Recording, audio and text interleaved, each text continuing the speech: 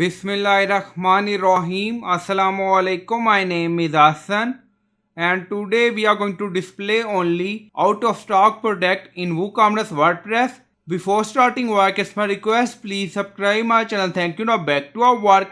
So we are in shop page, but we are going to display only out of stock product. Now go to dashboard. On left side you see plugin. So click on add new plugin.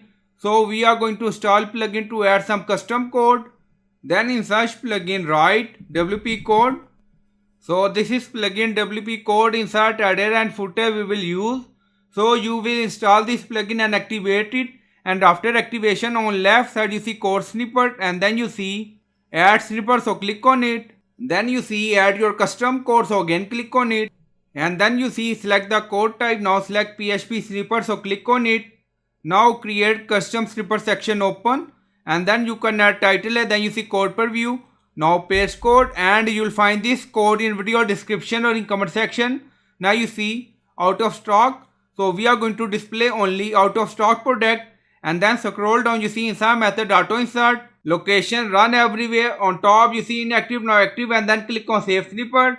Now snippet created and saved. Go to shop page and refresh the page. Now you see only show out of stock product. Now open any product. So when we open product, then you see out of stock. So I hope you like this video. Please like, comment, share, subscribe. Thank you for watching.